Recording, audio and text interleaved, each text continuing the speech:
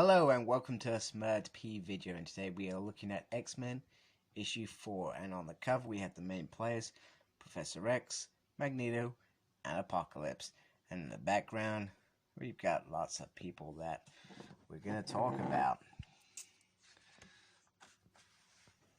So the front page shows you the team that we're going to be interested in, so you got Cyclops added in there, and Gorgon, who, those who remember Wolverine, Enemy of the State, he was the big bad in there, working for Hydra. No, he was kind of like the leader of Hydra with that old woman, and his powers, he can turn people to stone, and I think he's blind or something like that. And anyway, we haven't seen him for a very, very long time, not that I can remember. Anyway, in Switzerland, they are having a summit or whatever it is you want to call it. And I love this little X-helicopter thing. That's pretty cool. And nations of mutants have been invited to join for the first time. So Cyclops and Gorgon are kind of like, I guess, security in a way. We got this lovely page which happens in each issue. It's written by Jonathan Hickman. Lionel Francis Yu is the artist. We got the inkers and the color artists and the letterers and the design and all the other fantastic team that make this book work. And global economic damn it, I can't even say the word. Anyway, that title pretty much sums up this issue. So first of all, security are not allowed in due to the fact that Magneto, Professor X, and Apocalypse are so powerful. And there's a bit of banter here. Gordon, he gets told that your sword's not allowed and stuff like that, a blade, a weapon. And he's like, you know what, if you knew what my true powers were, the sword would be the least of your fears. Anyway, and they say it's basically a peaceful dinner, so to speak. So they're going to have a meal with other nations. Very nice. And on the menu, not sure if it's something that I would want to eat. And then we get the attendees. If you want to have a look. So there's some business, there's some academic, there's some political representatives as well. So he asks how you should how do you want to be addressed, Apocalypse? Do I call you On Seban, or do I call you Mr. Nur? And he says, I am Apocalypse. That is what you will call me. You do not get to call me by my other names. Up above, there's these militants that have psych shielding. However, Professor Xavier has clocked them and gives Cyclops and Gorgon their orders. And he says to the guy, well, what about good behavior? Because somebody's not playing by the rules. And then we start getting into probably the political side of the issue, where basically everybody wants to know what the long-term strategy of this island and mutant kind is, and what is the long-term thing. And as far as the mutants are, the long-term goal is peace. So they start talking about relationships and trade relationships, and this lady here says, well, you know what, these trade relationships usually lead to something deeper, and as none of us are allowed to come in to your world, how are we meant to trust you, sort of thing. And Apocalypse says, does this look like we're hiding? No. And then they want to talk about the drugs, which are meant to lead longer lives and give people healthier structures, etc. And we get a little bit of talk about it's kind of like a quote that the drug is kind of being used to create universal debt out of the world, and this dude keeps checking his ears Meanwhile, Psyche's taking out some dude. We got some promos here. And they start talking about Dark Ages and stuff, and how did the Bronze Age come, you know. And Apocalypse said, well, you know, you should care because I caused that collapse. But they're saying that, you know, men have a tendency to blank out some of the worst times in our history. So it's quite interesting. Now we start seeing Magneto talk about how methods have changed and how the old ways no longer work.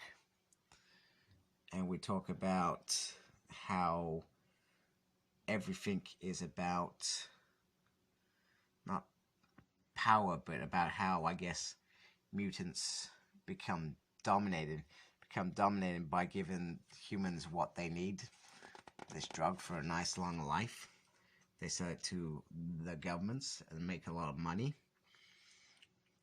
And when they get that money, they buy the banks, they buy the schools, they buy the things that make businessmen or powerful men powerful, give mutants that power, and then there's no war. And he says, you know, compliments to the chef, and pretty much we're in charge now, in a nutshell. So Cyclops confirms that it's clear in where he is, and Gorgon talks about being a warrior. You think you're a warrior, but you do not understand until you've met me, who has been in existence for a long time, and who understands what his leaders want from him now. And he believed that he didn't truly believe what his role in the world was to play, I guess is the word I'm looking for. And with these new leaders, he believes that he's found the way forward. We're talking about the crack-on captains as well. So we know what Cyclops' role is, and we know what Magic's role is, and Bishop, quite clear. And Gordon is the protector of the council members when they're out on missions, etc. Not that I suspect they need it, but he is probably one of the most equipped mutants to deal with that sort of stuff as well. Magneto, who knows what's going on, says to the dude, why do you keep checking your ear? Everything all right? And he says, it's hard to tell. He says, well, you know what? They're not coming. And the other dude's like, what are you talking about? He says, the men that this guy's tried to, got in place to kill them, basically. And, like, you know what? You've just told us that you're taking over the world. What do you expect us to do? And then Professor Xavier talks about somebody came and they tried to assassinate him, and they didn't achieve it.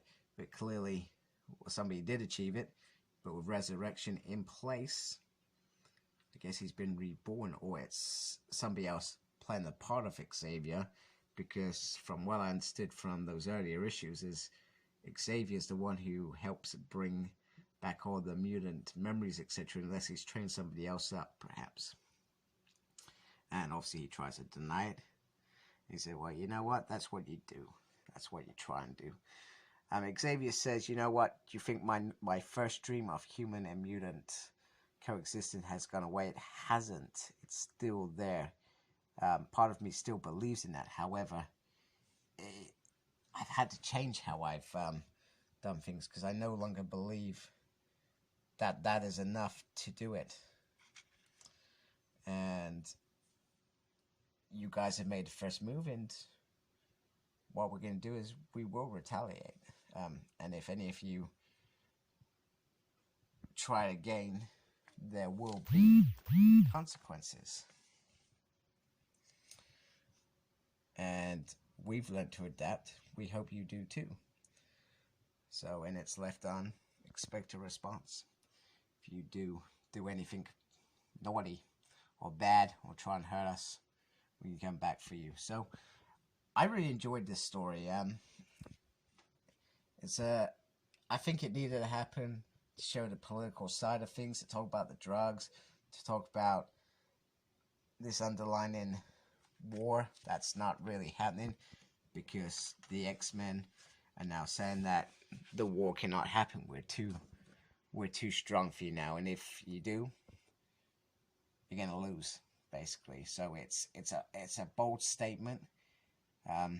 Good story. Another little piece of Hickman's world being shared with us, and I like the opposition and the whole speeches bit. It seemed to really work well. I would like to see more of that, to be honest with you. Not saying that I want a boring political, I like the action as well, but I like well told stories. That's what I've always been about. So Hickman is giving us a well told story, and people may say it's slow paced because he's playing the long game. He's got a long term plan that may be a couple years in the making, but I'm enjoying it. So I'm gonna give story 8 out of 10.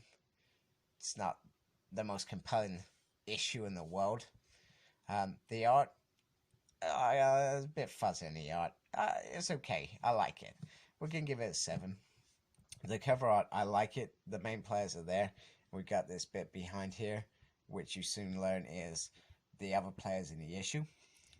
And in terms of character development, we see a bit of Gorgon and his role. So there's a little bit of character development, not much, because they're focused on what's going on. So I'm going to give that a 6 out of 10. So, nice issue. I enjoyed it. I look forward to reading issue 5, which I've got. I'll hopefully get around to that this week. So thank you for watching. Like, comment, subscribe. Follow me on Facebook. My page is SmurtP. Follow me on Twitter @SmurtP. And as always, embrace the geekiness. Take care. Goodbye.